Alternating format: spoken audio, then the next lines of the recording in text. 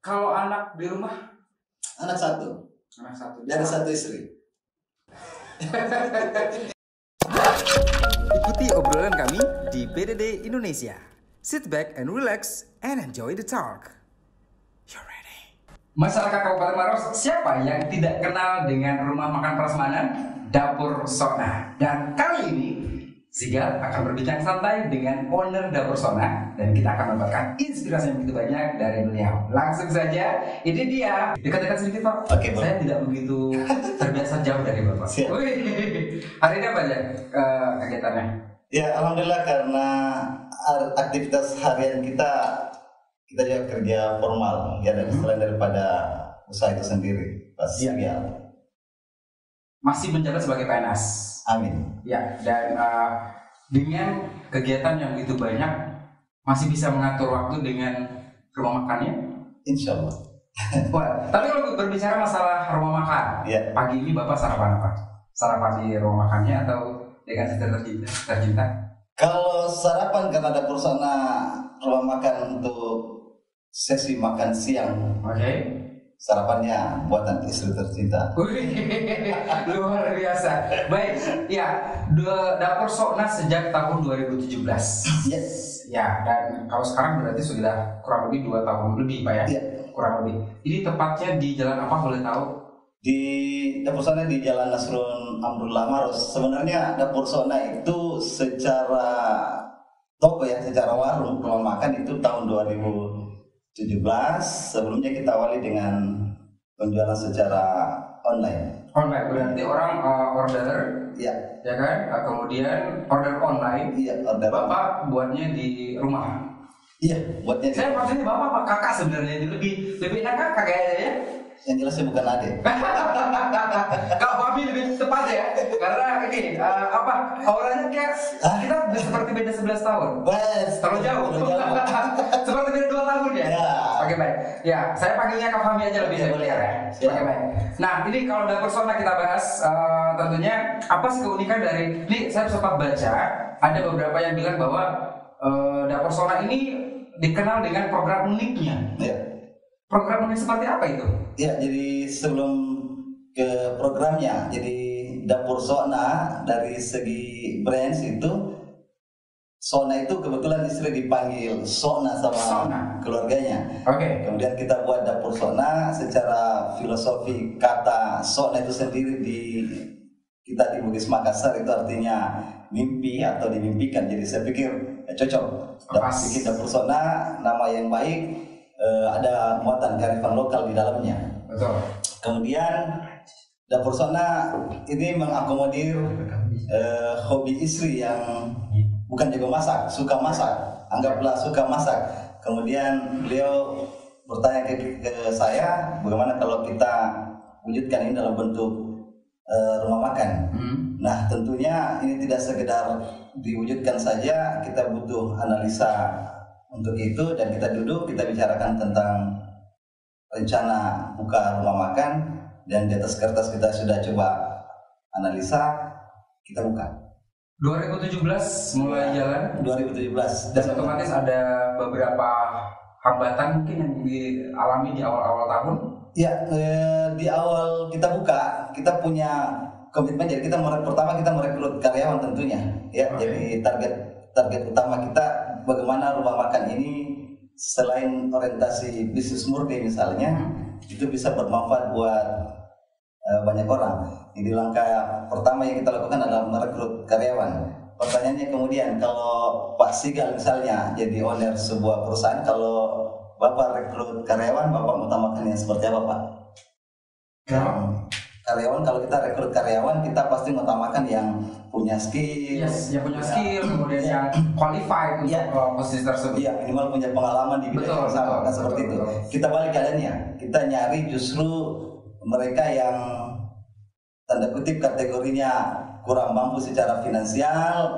Kemudian kita hadirkan untuk menjadi karyawan kita, karena target kita adalah bagaimana rumah makan ini sejak awal itu bisa membantu orang. Dan alhamdulillah kita merekrut 7 orang karyawan dari kelompok yang saya sampaikan tadi, yang kita anggap tanda kutip kurang mampu secara finansial. Tapi mohon maaf kalau misalnya kurang mampu secara finansial, tapi tidak berqualified untuk posisi tersebut, pekerjaan tersebut. Oh iya, saya penganut lebih baik membina orang yang tidak bisa kemudian menjadikan mereka berhasil ketimbang saya harus memelihara orang. Begitu Pak ya? Baik. Ini berarti memang sangat-sangat dewasa dalam bersikap pastinya dan membantu orang-orang di sekitar gitu ya. Nepotisme ada nggak sih? Nepotisme ada? Mengutamakan keluarga? Tidak ada sama sekali. Wow. Tidak ada. Yang kemudian perekrutan kita rekrut karyawan kan seperti itu. Setelah karyawan hadir, owner beserta karyawan duduk sebelum kita buka, kita duduk bareng. Kita mau bicara tentang dapur Sona itu sendiri. Jadi sebelum dapur Sona resmi kita launching, kita duduk bicara tentang dapur Sona itu sendiri. Artinya apa? Supaya owner, karyawan paham kita ini mau kemana dengan rumah makan dapur Sona. Itu yang pertama yang harus mereka pahami. Kita duduk bersama, kemudian kita sampaikan bahwa kita ada rencana untuk buat rumah makan dengan orientasi mudah-mudahan bermanfaat buat kita dan orang lain. Nah, kita sepakat di titik tataran bahwa hari ini kita mau berusaha ya sebagai tugas dan wewenang kita sebagai manusia kan. Jadi kita mau berusaha sampai di situ saja, titik. Urusan rezeki, urusan pembeli, urusan laku, urusan tidak laku itu bukan urusan owner dan karyawan. Jadi tugasnya owner dan karyawan adalah usaha, titik. Kita mengharamkan karyawan ataupun owner berpikir tentang ada pembeli, ada hasil laku atau tidak laku, karena kita menganggap itu bukan ranah dan wewenangnya kita, tapi itu ranah wewenangnya yang di atas, sang pencipta. Oke. Berarti kalau kita berbicara masalah ini usaha kita kerjakan, cukup sampai situ saja. Hasil Allah yang menentukan. Wow, luar biasa. Baik, ini ada beberapa program yang saya dapatkan di beberapa sumber. Yang pertama itu program tebak harga ataupun salah RP. Ini benar-benar bacanya salah RP. Oke, itu kenapa? Ya, jadi itu unik banget ini. Ini program bisnis murni. Tapi sebelum ke situ, dapur Sona ketika kita sepakat bahwa urusan rezeki adalah urusan Tuhan, Allah Subhanahu wa taala maksud saya, maka kita sepakat menciptakan sebuah teori pemasaran baru atau orang yang sudah tahu sebenarnya yang disebut dengan marketing langit. Kalau kita marketing langit. Kalau dia marketing biasa, maka kita akan bicara tentang produk, kita akan bicara tentang harga, kita akan bicara tentang rasa dan sebagainya. Nah, sementara di sisi lain kita sangat sadar bahwa urusan rezeki adalah urusan Tuhan. Kita menggabungkan itu menjadi marketing langit yang kita sebut dengan marketing langit. Dan kita sepakat menciptakan sebuah motto kerja. Motto kerja kami di Dapur Sona adalah ketuklah pintu langit supaya pemilik langit senang kepadamu. Ini saya baru pengen bacakan sebenarnya. Saya dapat kutipan itu sebenarnya. Dan itu kutipan langsung dari kakak kami. Wow, luar biasa. Ketuklah pintu langit supaya pemilik langit senang kepadamu. Dengan cara menutupnya itu dengan usaha. Dengan usaha dan menyenangkan Tuhan. Dan dengan cara hasil tadi dari Allah SWT. Jadi kita akan Sigal bakalan di Dapur Sona bertugas menyenangkan Tuhan. Betul. Tahu cara menyenangkan? Nanti kita jelaskan. Mengetuk pintu, kita berusaha segala macam. Karena bekerja juga adalah sebuah ibadah. Betul. Ini ada beberapa program unik yang saya dapatkan seperti tebak harga, salah RP atau kita sebut dengan salah RP, kemudian ST12. Ya kan, menghadirkan ST12 di Dapur Sona. Kemudian juga ada program angkat piring ini.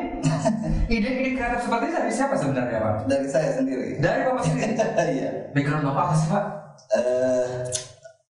Masyarakat biasa. Because saya tidak punya background pengusaha, keluarga bukan pengusaha, kita bukan pebisnis sejak awal. Tapi paling tidak kalau kita beli sebuah produk di warung kaki lima dengan harga 5.000, maka produk ini ketika ditempatkan di sebuah hotel berbintang 5 pasti harganya lebih tinggi. Nah, kita coba bikin itu. Kita mau membuat sebuah bungkusan yang berbeda.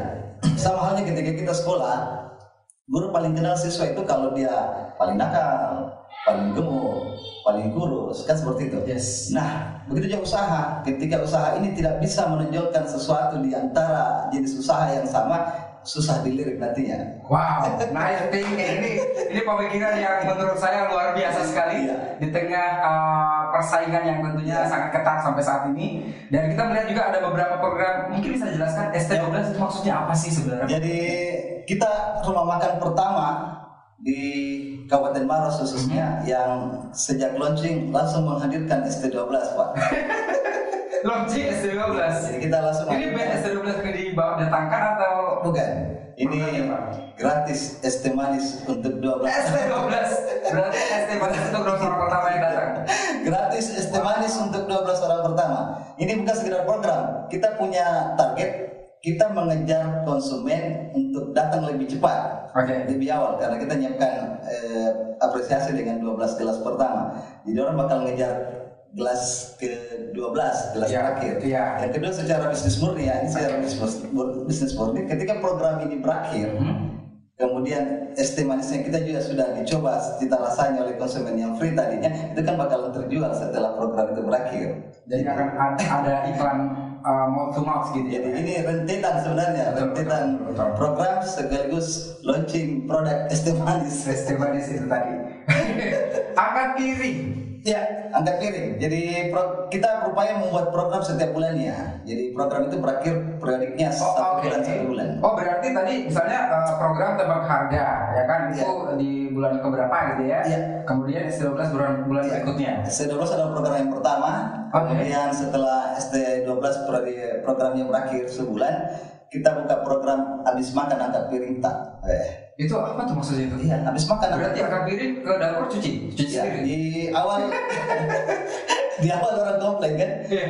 Pak habis makan Pak, iya Pak, sudah Pak ya, sudah Pak, angkat piring tak Pak, iya, masa saya harus angkat piring, saya kan konsumen yang bayar, Iya betul. iya, Kenapa bisa disuruh-suruh angkat piring ini? saya tetap mewajibkan mereka angkat piring, karena di bawah piring konsumen itu ada hadiah, kita sisipkan, jadi ada orang hadiah. Oh, oke.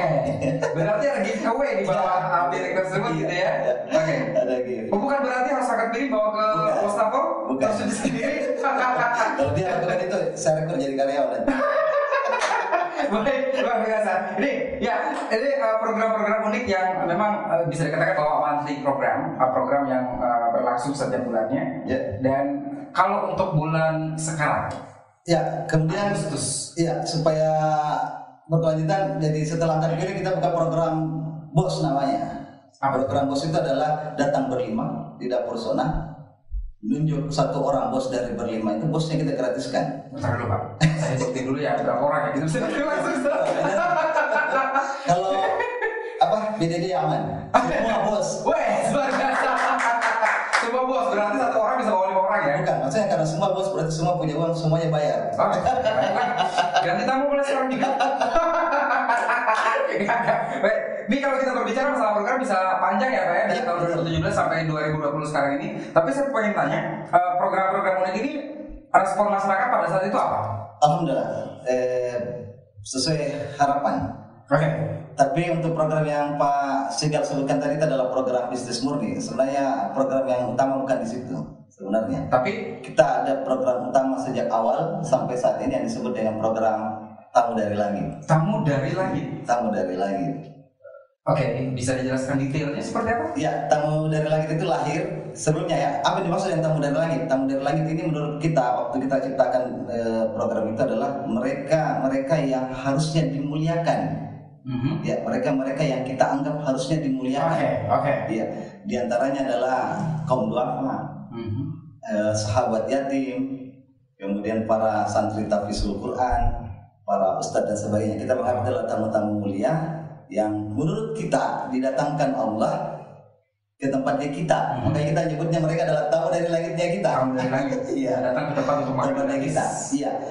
Kemudian tamu dari langit ini lahir, kita buka. Dapur Sona buka, alhamdulillah atas izin Allah juga ramai.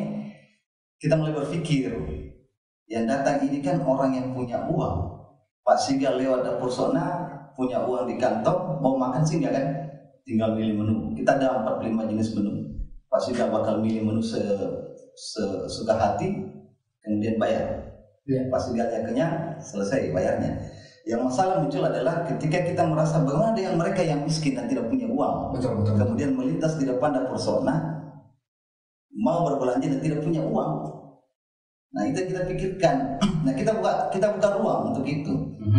Kita buka ruang lewat program Tamu dari Langit. Kita memberikan kesempatan teman-teman ini, sahabat-sahabat kaum duafa, sahabat yatim, untuk bisa makan juga di rumah makan. Saya alhamdulillah juga terlahir di keluarga yang sederhana. Dulu sewaktu kecil ya, ketika orang tua kita bawa makan ke restoran, kita bisa cerita Pak 2 tahun. Iya, jadi pengalaman yang sangat berharga begitu ya. Kita bisa cerita bahwa kita pernah makan di sini, pernah makan di situ misalnya. Itu sangat berharga buat kita ini. Nah kita menghadirkan suasana yang sama. Betul. Kita menghadirkan suasana yang sama di teman-teman sahabat kaum duafa ini. Di awal program Tamu Langit berjalan, itu kita bagi undangan di jalan, ketemu dai becak ngasih undangan makan, ketemu pemulung ngasih undangan makan, ketemu tukang jahit sepatu kasih undangan makan. Kemudian mereka bakalan datang menunjukkan undangannya dan mereka makan secara cuma-cuma. Yang aneh di awal itu adalah ketika kita ketemu dengan seorang pemulung misalnya yang tahu secara fisik, kemudian kita kasih undangan, dan ketika mereka hadir di dapur Sona itu kita tidak bakalan kenal mereka pemulung tadi, karena ternyata mereka mengganti pakaiannya dengan pakaian yang bagus, pakaian yang rapi. Bahkan saya bertanya, Bapak kenapa mau makan Pak? Ada dapat undangan? Bapak dari mana? Oh iya, undangan. Oh ternyata ini bukti bahwa begitu mereka berbahagia diundang. Yang kedua mungkin mereka merasa begitu senang sehingga harus berganti kostum, mengapresiasi undangan itu. Betul. Dan itu berjalan selama ini, kita menyebarkan undangan tiap hari mereka datang. Dalam perjalanannya kita mulai merubah konsep kembali. Iya, kita evaluasi konsep ceritanya. Kita mulai merasa sombong didatangi. Kita bagi undangan, kemudian orang datang, kita nunggu. Wah, kita ini mulai merasa sombong ini. Datangi, undang tamu dari langitnya datang, terkesan sombong yang undang ini karena didatangi kan? Iya, betul. Salah konsepnya, saya berpikir seperti itu waktu itu. Akhirnya dirubah konsep. Yang tadinya kita undang, kita balik keadaannya, kita jemput di rumahnya. Dijemput langsung. Dijemput orangnya. Jadi kita jemput. Di awal kita jemput secara pribadi, tapi semakin hari dengan kesibukan yang lain juga, akhirnya kita bentuk relawan cuma-cuma yang bersedia menjemput kaum duafanya. Jadi akhirnya terbentuk, mereka data kaum duafa yang mau dijemput, kemudian relawan ini dengan armadanya menjemput mereka untuk kemudian hadir dan bersantap siang gratis di tempatnya di dapur Sona tersebut. Iya. Wow. Itu satu program. Saya juga pernah bahas ini Pak. Ada program, entah ini program atau di luar program Pak ya. Tapi Bapak pernah membagikan beras kepada kaum duafa, betul. Itu berarti diantarkan langsung ke rumahnya masing-masing. Kita ada banyak program amalia sedekah. Jadi yang pertama Tamu dari Langit itu sendiri. Yang kedua kita ada sedekah ojol. Kita ada sedekah ojol setiap Jumat. Jadi setiap Jumat kita di dapur Sona itu menganggap rumah makan lain itu bukan kompetitor. Betul. Itu mitra. Sehingga kalau untuk program sedekah ojol tiap Jumat kita nelpon ke ojek online-nya. Kita pesan makanannya di rumah makan lain. Jadi kita pesan makanan pesan makanan di rumah makan lain. Yang recommended. Jadi kita pesan khusus dengan harga yang spesial dan kita minta seperti biasa ojolnya untuk melaksanakan tugasnya. Saya pesan makanan, ojol laksanakan tugas untuk mengantar makanannya. Kenapa pesan di rumah makan lain? Tidak yakin dengan menu sendiri kah? Bukan. Kita mau bervariasi. Yang kedua saling membantu dengan kita. Sama halnya ketika saya makan di tempat lain, misalnya di Maros, ketika itu recommended, saya harus bilang itu luar biasa. Seperti itu. Kemudian berlanjut di ojol tadi, ojol melaksanakan tugasnya, kemudian mengantarkan makanannya. Kita pertama merasa bahwa ojol sudah melaksanakan tugasnya. Dia perlu tanggung jawab. Ojol datang ke kita, menyerahkan makanan yang kita pesan. Makanan ini kemudian kita hadiahkan sama driver ojolnya beserta bayaran dan ongkirnya, biar ojolnya berbahagia. Itu berarti surprise dong buat surprise buat si ojol. Jadi ojol nggak bakalan tahu. Jadi kita acak setiap Jumatnya. Sedekah ojol. Kemudian Jumat di tempatnya kami kita gratis, cuma karena hari ini ada pandemi COVID, kita rubah konsepnya. Sebelum COVID Setiap Jumat kita gratiskan makan buat para penghafal Al-Quran se-Kabupaten Maros. Kemudian kita ada gratis makan buat para khatib Jumat se-Kabupaten Maros dan sahabat yatim setiap Jumatnya. Dan itu program terus berjalan. Program terus berjalan sampai hari ini pun. Sampai kapanpun. Sampai kapanpun. Iya. Oke. Tapi kalau untuk secara omset dari 2017 pasti akan ada peningkatan yang signifikan ya.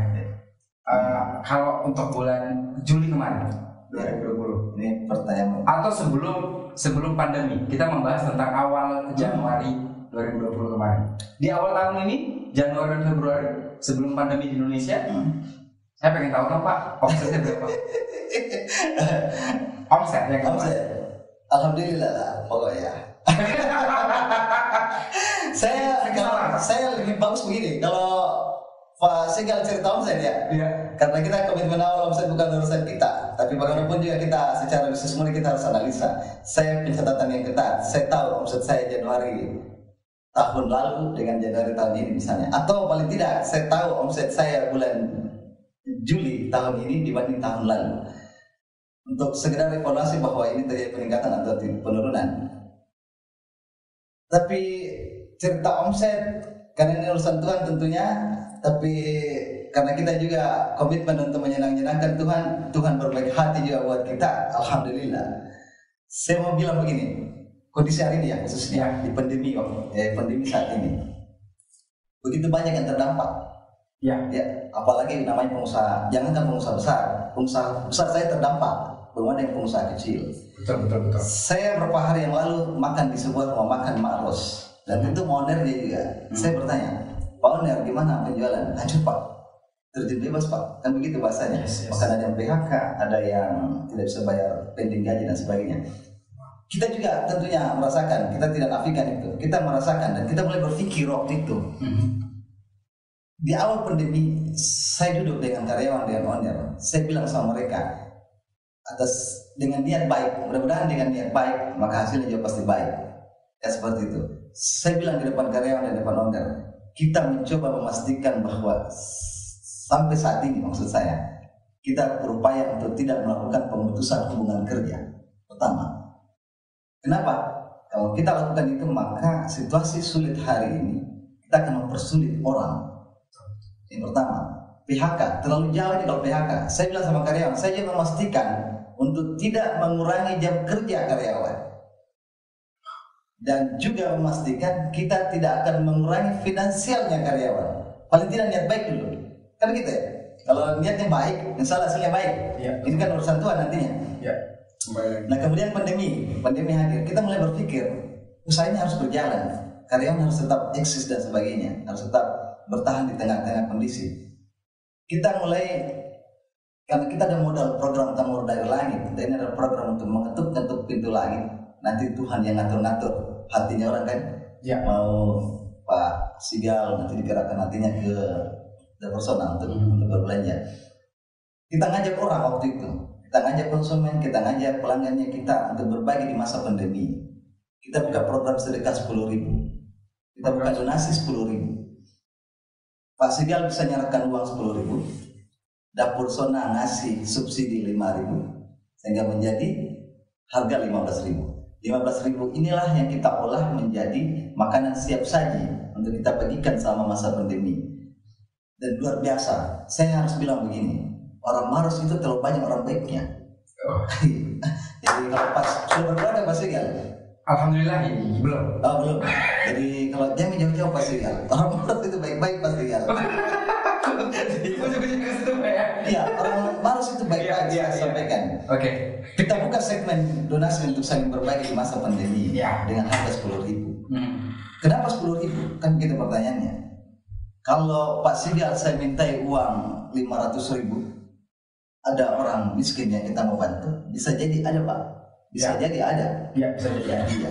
Tapi bisa jadi juga jenderal setannya nanti turun juga Pak. Betul Pak Sigal. Terlalu banyak Pak Sigal. Ya. Kan gitu ya? Betul. Iya. Nah kalau uang 10.000, dengan uang 10.000, kalau saya minta ke orang-orang dengan 10.000, misalnya ada. Dan mungkin nilainya buat orang-orang kecil mungkin. Betul.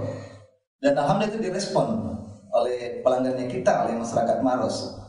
selama masa COVID misalnya di Ramadan kemarin, kita berhasil mengumpulkan donasi kurang lebih 95 juta donasi yang kita Untuk 1 bulan Ramadan. iya selama Ramadan itu, dan kita sulap menjadi 7.600 nasi dos yang kita bagi-bagi. Luar biasa. Bukan luar biasa dibagi-baginya, bukan Pak. Yang luar biasa yang saya maksud adalah terjadi perputaran uang. Betul. Ya, kalau 7.600 dos kita ramu menjadi nasi dos, berarti akan kebagian rezeki yang pertama tukang sayurnya, kebagian rezeki tukang penjual ikannya, penjual dosnya dan sebagainya. Oh, ternyata perputaran ekonomi terjadi dengan angka itu di masa pandemi. Sama halnya ketika pembudaya lele ikut terdampak, kemudian dia nelfon ke kita, Pak, ini ikan lele tidak ada pemasarannya Pak di masa pandemi. Salah, oke, kasih kita waktu berpikir. Malam kita berpikir, besok kita telepon pelaku usahanya. Saya bilang, saya ada program namanya sedekah ikan. Sedekah ikan. Sedekah ikan. Apa sedekah ikan? Kita ngasih orang kesempatan untuk beli ikan lele seharga 15.000 1 kilo. Itu bisa naik 4 ekor lah. Kemudian donatur ini yang belikan lele 15.000, 15.000-nya itu ikannya itu diserahkan ke dapur Sona untuk kita olah menjadi makanan siap saji. Nah, hasilnya kita bagi lagi ke kaum duafanya. Ya, kaum duafanya terbantu, petambaknya terbantu. Dan alhamdulillah selama program itu berjalan, kita berhasil membeli ikan lele di petambak itu kurang lebih 650 kilo, alhamdulillah. Dan program sedekah ikan. Bapak ini kalau bisa dibilang bahwa usaha rumah makan, Ya, tapi tidak mementingkan profit ataupun omset, tapi lebih ke sedekah. saya kira dia akan beriringan Pak. Saya ini bukan ustaz masalahnya. Tapi saya punya keyakinan, ya, sebagai muslim yang taat. Dan itu kan jelas bahwa tidak miskin orang karena Bersedekah. sedekah. Oke, baik. Dan saya di titik keyakinan tertinggi hari ini lewat dapur Sona. Betul.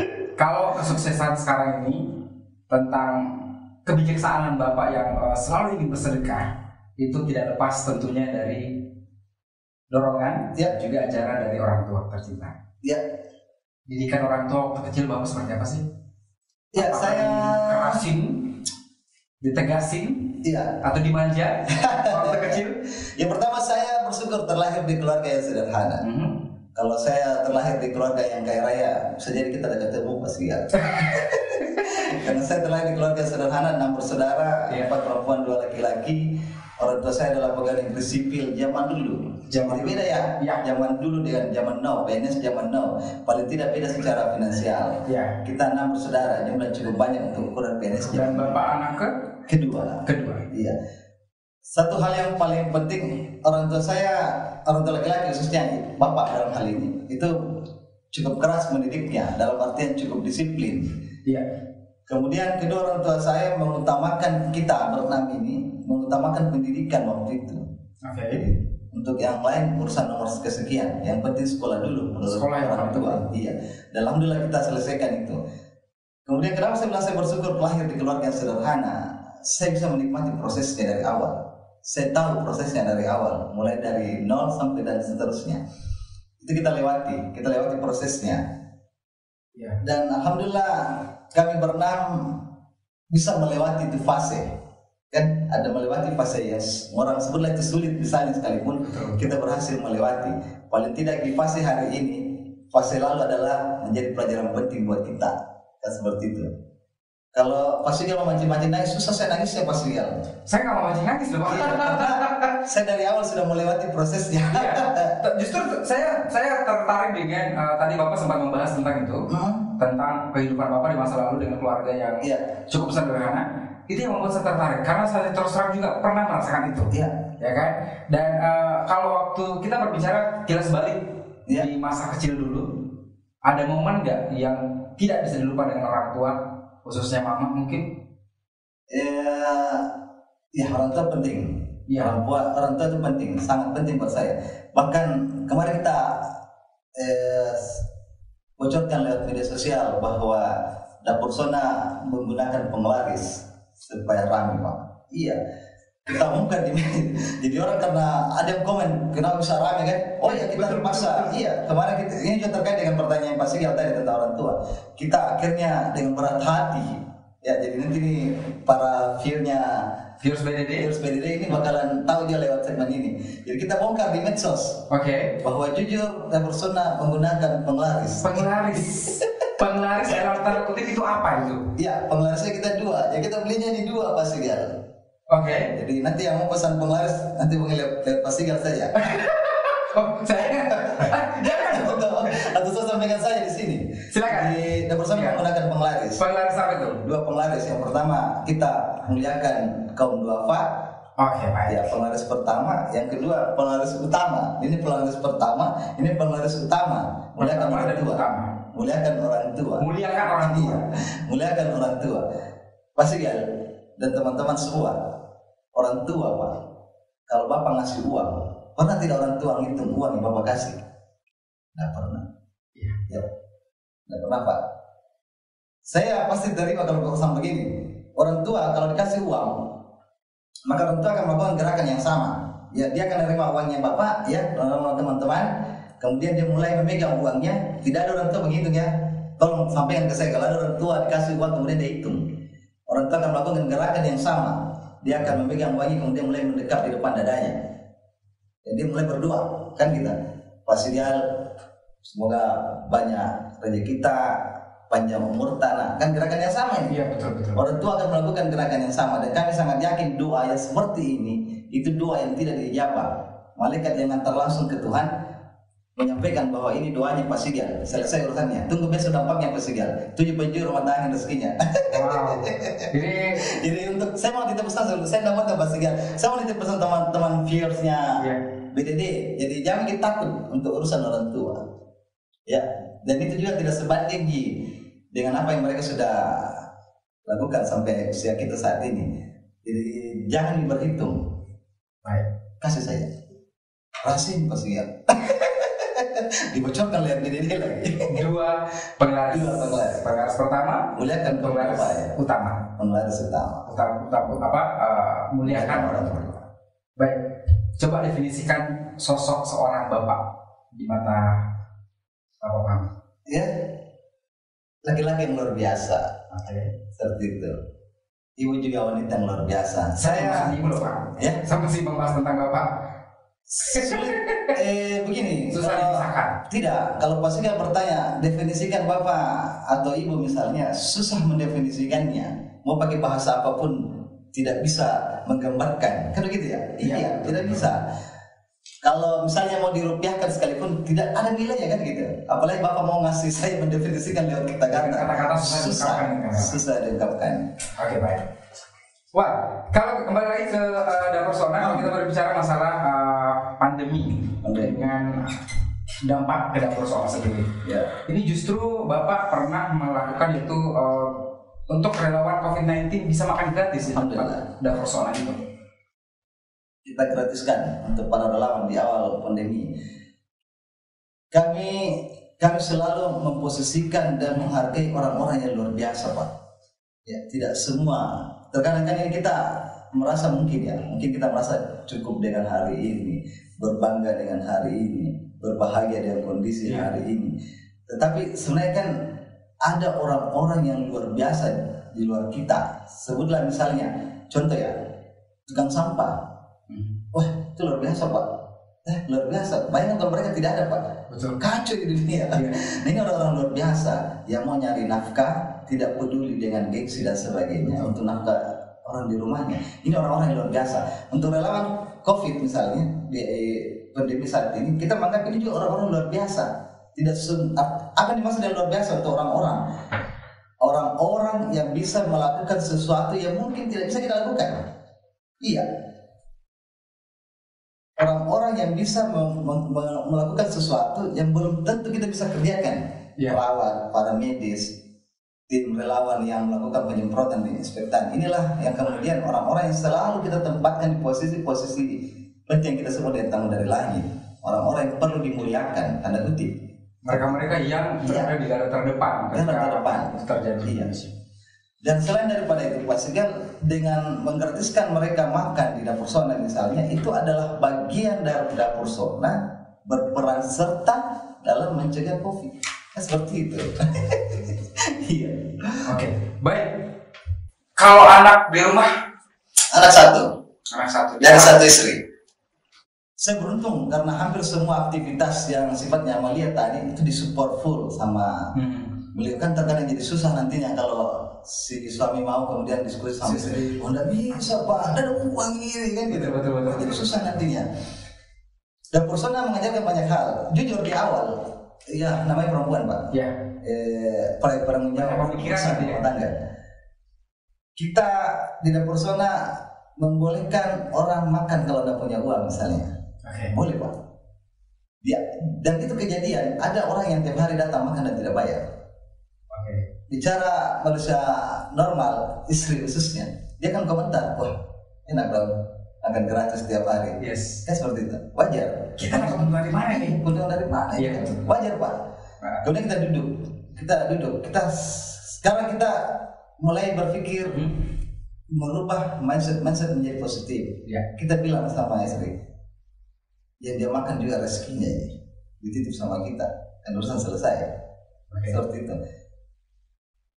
Di dapur Sona juga, atau siapapun yang melakukan hal yang sama misalnya, godaannya, setannya juga bukan setan level prajurit yang turun, kan gitu. Jenderalnya, contoh, kita bagi THR nih, bagi THR dan bonus buat karyawan.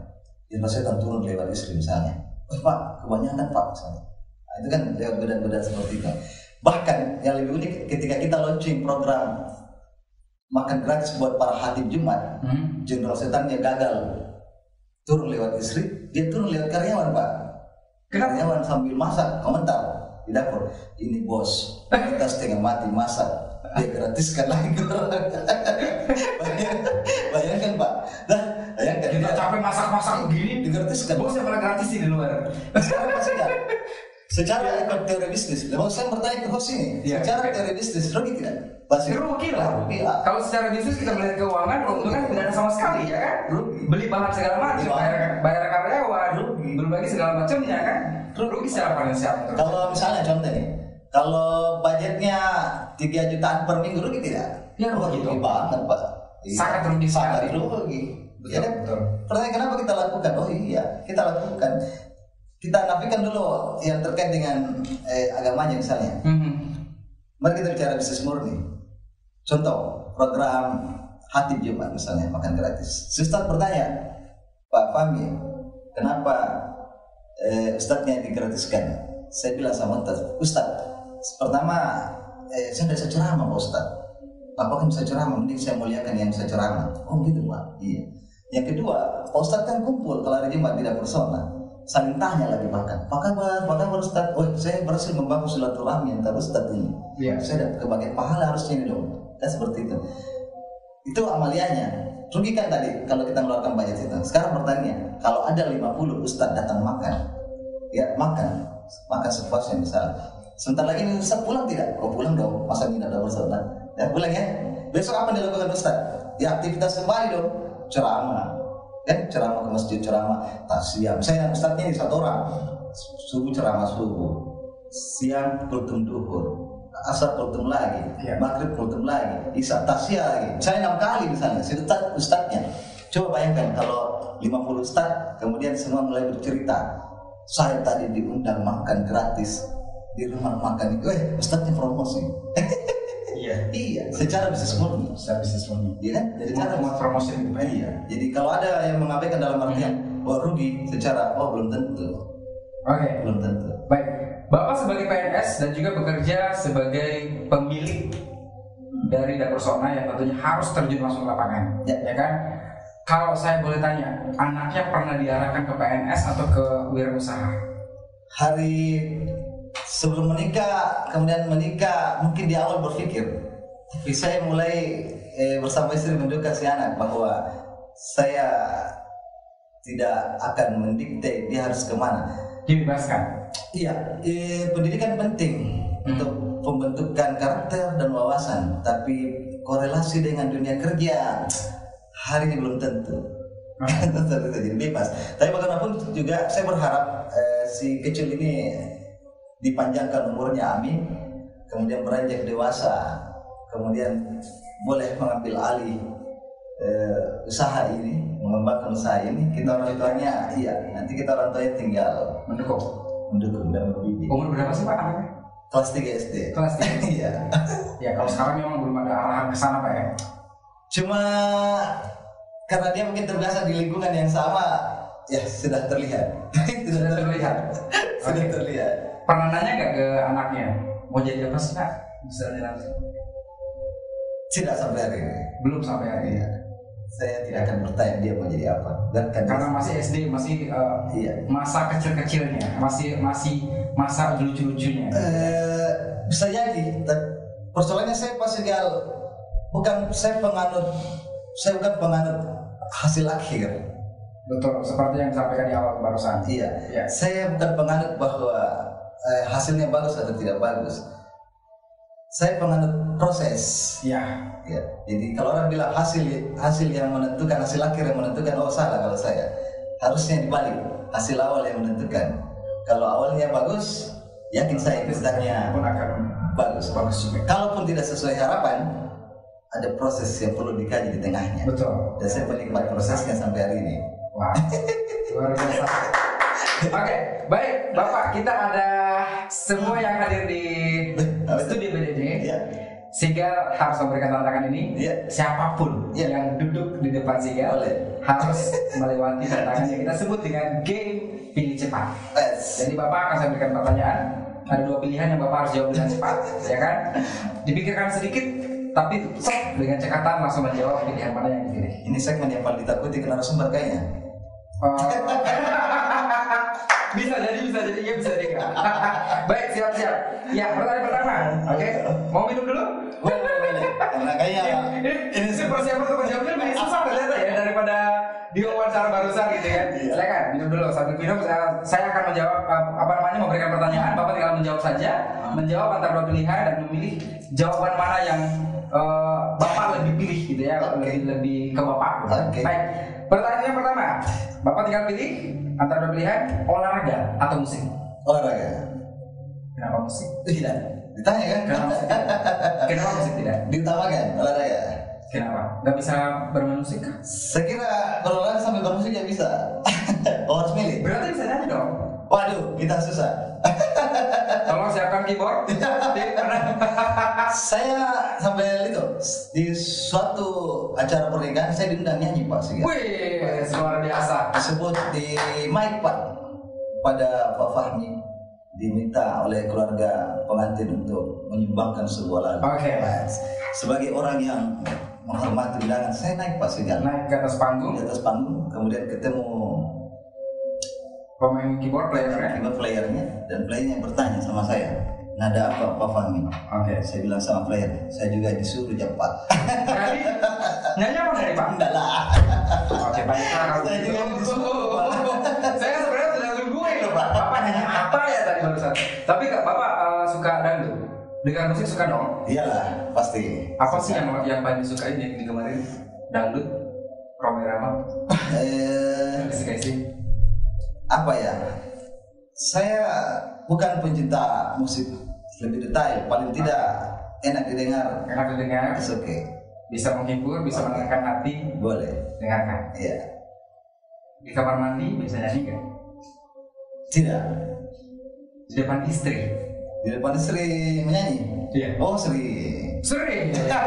Lagu apa? Lagu apa yang biasanya dinyanyikan dengan istri? Perasaan saya Pak. Aduh, macam-macam pasti. Terpotong-potong. Terpotong-potong pasti. Tergantung buat hati gitu ya. Tergantung apa yang terlintas. Terakhir yang terakhir dinyanyikan ke istri lagu apa? Lagu apa ya? Oh, kemarin waktu dia ulta. Happy birthday jangan-jangan Pak? Bukan dong. Apa dong? Bidadari surga. Oh my god, suaranya indah sekali loh. Yang bohong ya pasti ya. Ini studio kita sudah harus menyiapkan alat-alat musik nih kayaknya ini ya. Mengundang beliau ke depannya, kita harus menantang beliau untuk nyanyi. Awan, segmen berikutnya. Saya akan ya. Catat sekarang ya. Baik, ini pertanyaan berikutnya nih. Suka berkuah atau tidak berkuah? Bapak kalau makan suka yang berkuah atau tidak berkuah? Berkuah. Berkuah. Oke. Berikutnya adalah makanan pedas atau tidak pedas? Pedas dong. Sudah sah makan kalau dari Lombok, Pak. Tidak sama. Indonesia banget lidahnya ya. Kayaknya. Harus yang pedas-pedas Harus gitu ya. ada Lombok, Pak. Kalau di makanan-makanan zaman sekarang itu kan ada yang namanya leveling ya. Level 1, level 2 sampai level 10. Ya. Level 10 kuat ya? Enggak lah. Kalau dipaksa ke level ya 5 lah. Level 5. Boleh. Masih kuat level 5. Wow. Oke, berikutnya adalah ini Allah. anak jadi PNS atau wirausaha? Wirausaha. Wirausaha. Iya. Terjawab juga akhirnya. Tadi tidak mau dijawab ya padahal. Oh ya, karena profesi itu saya. Oh ya, profesi. Berarti ke wirausaha, lebih ke wirausaha harus keren. Berikutnya adalah ini pertanyaan terakhir saya, siap-siap dijawab dan harus dijawab salah satunya. Liburan keliling Eropa dengan keluarga secara gratis ataukah umroh dengan keluarga? Umroh dan keluarga. Tapi biaya sendiri. Biaya sendiri. Umroh dan keluarga dan biaya sendiri. Wow. Luar biasa sekali. Tepuk tangan. Siap. Oke. Nih, ada keinginan atau impian yang belum tercapai sampai saat ini, Pak? Impian kita yang kita lakukan hari ini kita anggap belum ada apa-apanya, khususnya dalam hal berbagi. Satu hal yang kita sesalkan hari ini adalah kita berbagi di saat dapur Sona hadir seperti hari ini. Ya. Harus itu kita lakukan jauh sebelumnya. Tidak ada masalah. Paling tidak hari ini kita punya komitmen bahwa kehadiran dapur Sona harus bermanfaat. Maka kita mengabari ke teman-teman media khususnya bahwa mari kita pastikan itu warga Maros bahwa dapur Sona tidak mau mendengar kabar ada orang yang kelaparan. Jadi kalau tetangga ada kelaparan, komunikasikan ke kita. Insya Allah kalau menyangkut makanan kita bantu. Dan selalu dapat sponsor dari Tuhan. Insya Allah. Oke. Kalau niatnya baik pasti hasilnya baik. Luar biasa. Hari ini saya mendapatkan banyak pelajaran, Ya, termasuk ilmu sedekah dan the power of sedekah. siap. Dan saya doakan semoga kedepannya Bapak semakin diberikan sponsor yang banyak Amin ya Allah. dari sang pencipta, Amin. dari sang pemilik langit, Amin. ya kan? Dan tentunya usaha, proses itu adalah tanggung jawab kita. Ya, Itu adalah petikan yang saya ingat sekali sampai saat ini dari seorang Bapak Fahmi ya. yang luar biasa yang sudah hadir. Awalnya terus terang saya berpikir bahwa Bapak ini akan formal, tapi ternyata Susah saya formalnya Pak Segal. ternyata beliau ini adalah orang yang sangat-sangat familiar, sangat-sangat humble, Ya. dan juga ternyata jauh lebih mudah. Dan Kalau Pak Segal makan di tempat lain sering ketemu owner tidak? Ownernya makan yang bersangkutan. kalau kenal ya Kalau kenal iya. Kalau tidak kenal Pak Segal. jarang. Oh. Karena saya belum tahu yang mana orangnya nih. Nanti kalau ke dapur Sona, ownernya bisa pindah ke meja-meja. Bisa. Saya khususnya maksud saya. Oh, begitu. Saya untuk pelanggan saya ada di setiap meja ya. Datang ke dapur Sona, Iya. orangnya pindah-pindah. Oh, Iya. luar biasa. Karena hubungan emosional bonding itu yang paling penting untuk urusan seperti ini. Oke, baik. Terima kasih banyak sudah masuk di studio kita, di studio BDD. Ya. Saya akan datang kembali, saya akan ngomong sama tim kita untuk bisa mengundang kembali Bapak dan utang Bapak harus kita tagih. Nyanyi 10 album. Lagu barat biasanya. Bisa. Bisa. Oke, baik. Catat sekarang juga. Sebaiknya boleh hari ini. Catat sekarang juga. Terima kasih banyak Bapak sudah hadir. Dan sekali lagi inspirasi yang kita dapatkan tentunya dari kalangan manapun dan juga dari orang manapun kita akan bisa dapatkan, dan Bapak bisa nonton juga, subscribe channel nanti kami pasti. dan kita akan memberikan inspirasi melalui kanal YouTube kami tentunya di BDD Indonesia.